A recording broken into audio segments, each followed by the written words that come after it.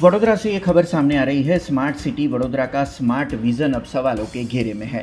Fatehganj bridge के नीचे बच्चों के लिए बनाए गए इंडोर गेम कॉम्प्लेक्स की हालत बदहाल हो चुकी है। लाखों रुपए के खर्च पर बनाए गए इन खेल उपकरणों पर अब धूल जम चुकी है।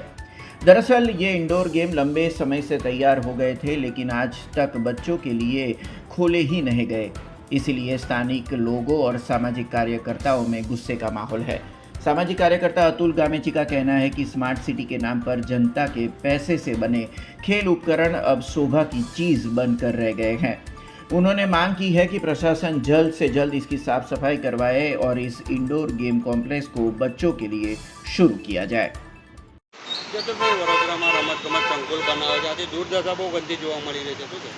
વડોદરા શહેરમાં આવેલા ઓવરબ્રિજ નીચે વડોદરા મહાનગરપાલિકા દ્વારા રમત સંકુલ બનાવ્યા છે। આ રમત સંકુલની અંદર નાના બાળકો આવી શકે, રમતો રમી શકે, જે કે કેરમ બોર્ડ છે, ટેબલ ટેનિસ છે, લસરપટ્ટી છે, અન્ય ગેમો અહીંયા મૂકવામાં આવી છે।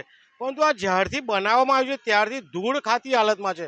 કેરમ બોર્ડ જોઈ લો, ત્યાં પણ ધૂળ છે અને આ કેરમ બોર્ડ એવી વસ્તુ છે એકવાર પાણી પડે એટલે કેરમ બોર્ડ ફૂલી જાય, આ પણ પલળી ગયું છે। સાથે ખુરશીઓમાં ધૂળ છે, લસરપટ્ટીમાં પણ ધૂળ છે। એટલે ક્યાંક બાળકોને જ્યાં રમત ગમત માટેના સાધનો વસાય છે, બાળકો મોજ મસ્તી કરી શકે એના માટેના જે સાધનો છે, પરંતુ આ ખોલવામાં આવી નથી, એના કારણે ધૂળ ખાઈ રહ્યું છે। બીજી બાજુ જોવા જઈએ તો આ રમત ગમત સંકુલની અંદર બાળકોને ચાલવા માટે ગ્રીન નેટ એટલે લીલી ચાદરો પાથરવામાં છે, લાખો રૂપિયાનો ખર્ચો કરવામાં આવે છે, એ પણ અહીંયા સડી ગઈ છે, ધૂળ ખાતી થઈ ગઈ છે। પેલી બાજુ જોવા જઈએ તો રબરની ચાદર લગાવે છે, એ પણ લાખો કરોડો રૂપિયાની ચાદર લગાવે છે।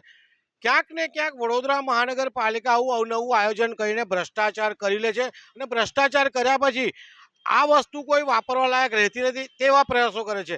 એક બાજુ વડોદરા શહેરના મેયર શ્રી, કમિશનર અને ચેરમેન ઘણી મોટી વાતો કરતા હોય છે, ત્યારે બીજી બાજુ આ ભ્રષ્ટાચાર જે થઈ રહ્યો છે, વપરાશ થઈ રહ્યો નથી, પ્રજાના પૈસા વપરાઈ ગયા છે, ત્યારે આ રમતગમત સંકુલ વહેલી તકે ચાલુ કરે, ચાલુ નહીં કરવાના કારણો જનતાને જણાવે, સાથે આ કરોડો રૂપિયાનો જે ખર્ચો કર્યો છે એ સાચે થયો છે કે ભ્રષ્ટાચાર થયો છે એની પણ તપાસ કરે તેવી અમારી માંગ છે।